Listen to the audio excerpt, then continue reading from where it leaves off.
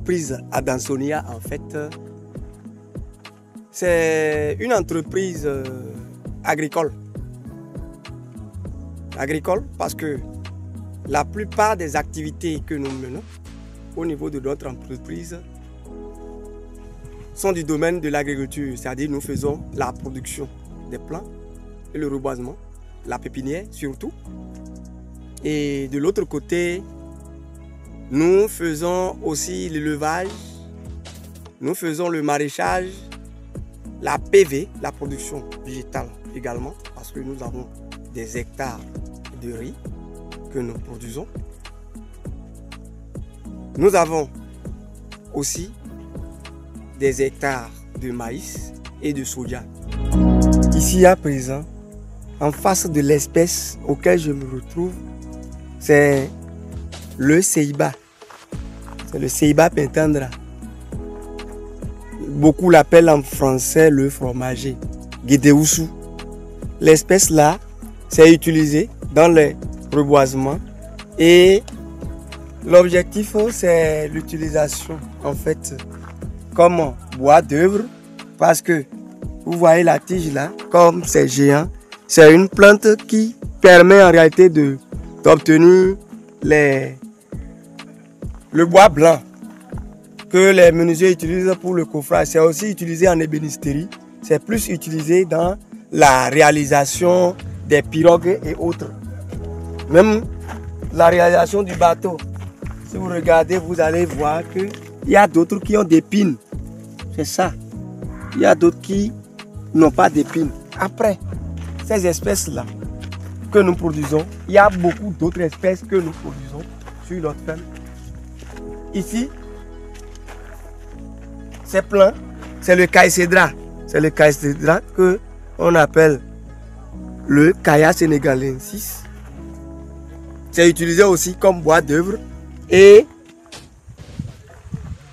lui, tout le monde le connaît. Depuis le temps des colons, le caïcédra à cao, bois cajou qu'ils appellent, est beaucoup utilisé pour la réalisation des meubles et beaucoup apprécient même. C'est-à-dire, si vous demandez à quelqu'un que vous voulez lui faire des meubles, il va vous demander est-ce que vous pouvez nous faire les meubles avec le bois du cajou. Donc c'est l'espèce là, ça. Nous l'avons produit pour mettre à disposition de la population pour que ces derniers là, s'ils manifestent le besoin, ils vont pouvoir s'en acquérir. Si quelqu'un paie ces espèces là, installe ça en plantation 10 fois 10, je suis sûr que dans 15 ans, 20 ans, il va déjà trouver assez de bois pour vendre, si c'est à vendre, mais si c'est à utiliser pour réaliser des meubles, il aura une quantité de bois. Il va faire ses meubles et utiliser. Là, vous allez voir ce géant plat là. C'est l'année passée seulement que j'ai laissé ceci en pépinière. C'est une graine, c'est poussé. J'ai laissé, j'ai demandé à mes manœuvres de ne pas enlever. C'est ça qui est le mélina. Là, je vais vous montrer la pépinière de ça. Le mélina que je viens de montrer là-bas, c'est les jeunes comparativement à ce qui est là-bas. Donc ceux-ci sont déjà prêts pour être envoyés en forêt. En forêt, c'est-à-dire, c'est prêt pour être envoyés à leur lieu de plantation et que si quelqu'un installe ça l'année prochaine, vous allez voir que ça va déjà avoir la taille de l'arbre que je viens de montrer là-bas. L'utilité de cette plante-là, ça nous permet d'obtenir le bois jaune que l'on utilise pour la réalisation des meubles. Ce que j'ai montré là-bas tout à l'heure. Regardez le diamètre déjà. C'est à peine 1 an. Mais si nous prenons le diamètre de l'arbre là, vous allez sentir déjà que le diamètre de ça là atteint déjà 6 cm de diamètre. Donc une circonférence qui n'est pas moins de 20 déjà. C'est pour ça que nous conseillons aux gens de prendre pour pouvoir rentabiliser. De l'autre côté, vous allez voir l'Anterolobium cyclocarpum qui est une espèce exotique. C'est actuellement en promotion. Ça permet la restauration des sols. Et de l'autre côté, c'est une plante qui a une croissance très rapide. Ceci est en pépinière. Nous l'avons installé il y a à peine 3 mois. Mais regardez déjà la hauteur que ça atteint. C'est de la même manière si quelqu'un décide et envoie sur sa ferme et installe, d'ici 10 ans, il va avoir de grosses billes et cela va lui permettre d'obtenir de bois d'œuvre.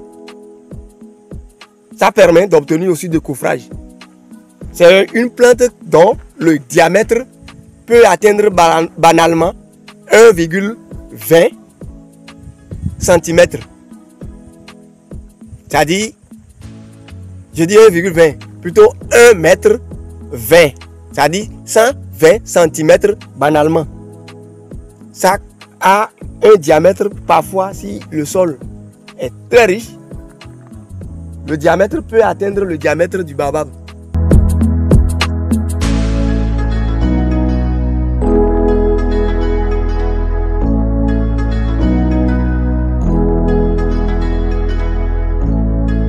De l'autre côté, vous allez voir que l'espèce là est plus sur ma pépinière. C'est l'Acacia auriculiformis. C'est une commande du projet forêt classée Bénin. Toutefois, nous mettons aussi l'espèce là à disposition pour la population pour que ces derniers là aussi puissent l'installer parce que c'est le bois énergie. Si je me rappelle très bien, dans les collines, l'activité la plus dévastatrice de la forêt, c'est la réalisation du charbon, la carbonisation. Or, l'espèce là est amenée en réalité dans les collines pour pouvoir permettre l'obtention d'une grande quantité de ligneux, est appelé ligneux de bois, pour permettre à notre population qui s'occupe de la destruction massive de nos forêts en coupant les bois pour utiliser pour la réalisation du charbon.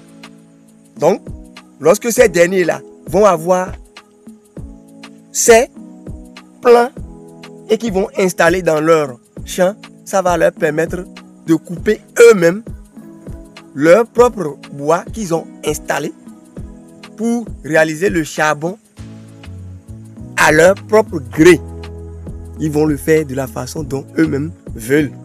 Et cette fois-ci, le travail sera plus coordonné. C'est-à-dire, ça ne serait plus j'irai là-bas pour couper un coteau-blé, j'irai là-bas pour couper 2 caquets. Et à la quête du bon bois pour faire du bon charbon, ils coupent en désordre et les jeunes plants qui vont permettre de renforcer la biodiversité sont tous coupés et ils chauffent aussi la terre pour tuer tout ce qui est micro-organisme qui se trouve dans le sol, ce qui n'est pas bien. Donc, notre installation là permet de sensibiliser la population, de venir à leur appui pour leur permettre quand même d'avoir leur propre forêt. Le camp pêché, cela va permettre de réaliser les clôtures pour empêcher les bœufs qui viennent détruire les champs. Parce que dans les collines, c'est l'élevage en divagation qui est la pratique que nous retrouvons plus. Donc, c'est les camps pêchés qui sont là. C'est ça. C'est une plante qui a des pines. Et nous conseillons à notre population d'utiliser ces camps pêchés là pour les délimitations.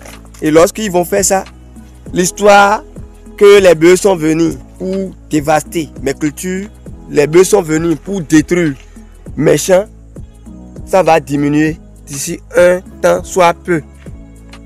De l'autre côté, nous disposons aussi d'une espèce autochtone autochtones comme le Ceiba Pintandra. C'est ça. C'est Afzelia qu'on appelle souvent. C'est Afzelia africana. Le nom français, c'est le lingué. En fond, on appelle ça kpakpadidé. Tout le monde sait ce que c'est que kpakpadidé. C'est utilisé en PFNL lorsque vous avez votre enfant qui est né nouvellement. Je crois qu'on utilise beaucoup de choses de l'espèce là pour traiter l'enfant avec. Ici, c'est le Prosopis africana, kake. C'est aussi autre plante autochtone. Lui aussi, il est utilisé plus pour les bébés, pour leur permettre d'avoir la solidification, l'ossification soit solide. Ce papayer que vous avez vu, c'est un papayer croisé. C'est un papayer qui est issu du croisement du red, on appelle ça le red, et avec le solo. Donc à la fin, c'est ce seul pied que nous avons obtenu et qui a donné les deux caractères, le caractère de solo et le caractère de red papaya. Donc, nous l'avons installé là, juste pour permettre à tous nos visiteurs de comprendre qu'en réalité, notre objectif n'est pas seulement la rentabilité économique, mais aussi l'amélioration de la production et l'amélioration du rendement. Ici, c'est le Nîmes. Lorsque les gens vont venir, ça va les étonner, ils vont dire, on va encore faire pépinière de Nîmes. On fait encore pépinière de Nîmes. Tout à l'heure, on vous a amené quelque part et vous avez pris contact avec les abeilles. En réalité, les abeilles, s'ils ne trouvent pas de fleurs quelque part, les abeilles ne peuvent pas produire le miel pour que nous allons trouver du vrai miel. Le miel que nous produisons ici, c'est un miel plutôt qui a une dominance en cajou. Les nectars que les abeilles vont pour prélever contient plus de nectar de cajou et de manguier que les autres espèces. Mais connaissant le Nîmes avec ses vertus, nous envisageons installer une plantation de miel et nous allons mélanger avec l'eucalyptus camadulensis. Et lorsque nous allons l'installer, les fleurs que le Nîmes va produire, les abeilles iront vers ces fleurs pour amener le nectar qui est riche en des substances que le Nîmes utilise, et nous récoltons les feuilles pour utiliser et ça nous traite. Les abeilles vont amener cette même substance là dans le miel et lorsque nous allons prendre ce miel là, ça serait thérapeutique. Donc nous sommes là pour faire aussi la promotion du Nîmes, pour que nos parents vont savoir qu'en réalité, bien que c'est amené de l'Amérique latine, que le Nîmes doit aussi rentrer dans les plants que nous allons utiliser en reboisement.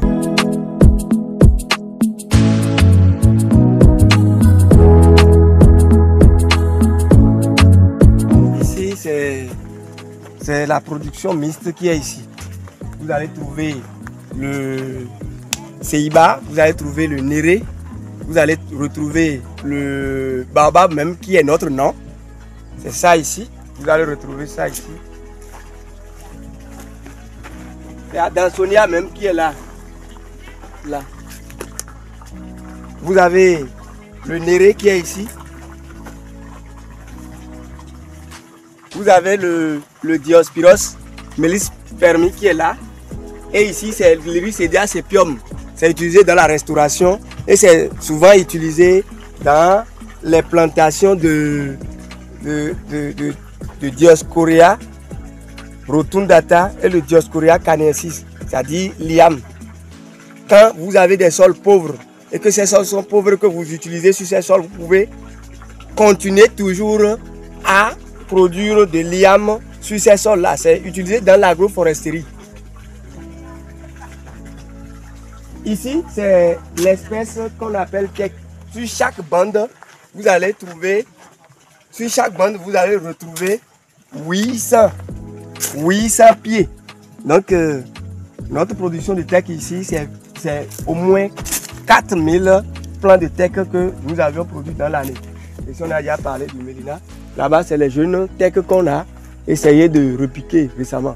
Là-bas, vous allez voir, en fait, c'est le sol pleureur qui est là. L'arbre voyageur, c'est ça qui est ici. C'est utilisé pour l'ornement. Lorsque vous voulez orner votre maison, c'est bon d'utiliser ces plants-là. C'est ça qu'on appelle sol pleureur. À ce niveau, vous allez voir les nouvelles bandes qui sont installées. Et actuellement, le semis est en train d'être opéré. C'est le Mélina et le néré. Et, comme j'ai dit, production mixte, c'est le baobab qui a donné son nom à notre existence, c'est-à-dire l'entreprise, comme nous sommes sur la ferme à Dansonia. À présent, nous sommes dans l'unité de production d'anacadier greffé. Bon, on a déjà livré une bonne quantité de notre production. Ici, c'est les anacadiers certifiés, greffés certifiés. Donc, c'est des anacadiers qui vont produire dans les 3 ans, juste après installation. Donc, c'est une production que nous avons l'habitude de faire et nous sommes toujours prêts à mettre à disposition de la population. Ici, c'est l'iam. C'est la variété Labocon. Je suis en train d'installer l'essai là, ici, juste pour voir comment la plante va se manifester. Vous allez voir des plants qui sont en production hors sol. Vous allez voir d'autres qui sont dans le sol. Donc après, il va y avoir une étude comparative entre les deux types de culture, ce qui est hors sol et ce qui est sur le sol. C'est le Dioscorea canaensis ou bien le Dioscorea canaensis rotundata. Donc c'est un essai que nous sommes en train de faire pour voir dans les jours à venir. Je vais vous dire que c'est une variété mâle. Parce que quand on prend l'iam, il y a la femelle et il y a le mâle. Donc nous recevons souvent ces essais-là sur notre ferme juste parce qu'il y a des étudiants qui viennent chez nous. Et ces étudiants-là, il faut leur permettre quand même d'avoir la main avant de s'installer. Nous sommes là pour l'entrepreneuriat, mais pas pour l'entrepreneuriat seul. Nous sommes là aussi pour permettre aux uns et aux autres d'avoir le savoir et le savoir-faire. Vous allez constater que il y a la production animale qui se trouve aussi ici. En réalité, nous sommes en train de nous préparer pour la fête du 15 août. Nous avions montré là-bas la variété Labocon. Mais on ne peut pas fêter 15 août avec Labocon seul. Il faut la viande qui va accompagner. Là-bas, on vous a déjà montré de basilic. Donc, sur ce, on a profité pour la production de coquelets pour donner de bonnes viandes. De viande de poulet bio. Même parce qu'on ne le nourrit pas avec des produits venant des industries, non. Donc, il y a les coquelets qui sont ici. Et d'ici la date de 15 août, vous aurez de bons produits que nous allons mettre sur le marché. En réalité, nous faisons aussi l'apiculture. L'équipe que j'ai avec vous, c'est l'équipe là qui m'aide pour les activités d'apiculture sur la ferme. Nous avons au moins 150 ruches que nous avons posées pour élever les abeilles dedans. Nos ruches en quelque sorte constituent des maisons que nous avons louées aux abeilles et en retour ces derniers là nous payent. Ils déposent l'argent dedans et nous on prend. L'argent là c'est le miel. Donc tout à l'heure nous irons au niveau de la ruche et vous allez voir comment le travail s'effectue à l'intérieur de la ruche et l'activité que nous-mêmes nous menons avant d'obtenir le miel en question. On devant une ruche. Donc les instruments qu'on utilise pour la récolte là, il y a l'enfumoir. L'enfumoir, ça c'est à couper les signaux qu'émergent les abeilles pour pouvoir attaquer ceux qui viennent les visiter. Donc ici ça là, c'est un pinceau qui permet de les enlever. Donc avant d'ouvrir la ruche, il suffit d'envoyer un peu de fumée dedans dans l'option de couper leurs signaux. Donc c'est ça. Et après ça, il faut ouvrir. Ça là c'est les abeilles. Donc, les abeilles. Les abeilles. Donc si dans une ruche, c'est divisé en 3 parties. Leurs magasins sont au début et la fin. Et au milieu, on a les couvains de sang. C'est clair? Et dans une ruche, on a 3 catégories d'abeilles dedans. Il y a la reine, les ouvrières et les faux boudons. Donc il y a la reine, les ouvrières et les faux boudons. Donc pour la manipulation, je donne l'enfumoir à quelqu'un. Il suffit, il faut enfumer. N'ayez pas peur. Voilà, vous êtes les amis des abeilles. Ils ne sont pas agressifs. Il faut bien enfumer. Il faut bien enfumer.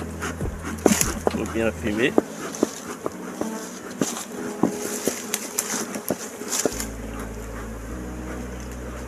Il faut bien enfumer.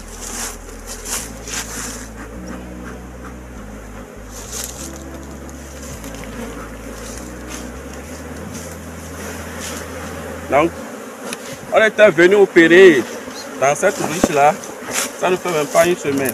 Ça ne fait même pas une semaine. Donc, vous voyez, il n'y a rien là. Il y a taxe ici. Bon, c'est ça. Vous voyez, il y a un peu de miel. Il y a un peu de miel là. Les abeilles, vous voyez, il y a un peu de miel. Il n'y a pas grand chose. Donc, on avait récolté ça, ça ne fait pas une semaine. Donc de temps en temps, on leur rend visite là pour qu'ils puissent savoir que leurs propriétaires sont là. Donc c'est ça, c'est un peu ça. Donc on a près plus de 150 ruchers. Ceux qui sont colonisés là, ça dépasse 50 déjà. Donc nous sommes dans la ferme d'Andonsoulia. Donc c'est un peu ça. Comme il n'y a rien dedans, je ferme comme je ferme tout en respectant les abeilles. Je ferme correctement. Je ferme correctement. Je ferme. Ici, nous sommes dans une plantation que j'avais installée. J'ai installé cette plantation, ça fait bientôt 4 ans. Donc, cette plantation, je l'ai installée. Nous sommes dans la 4e année.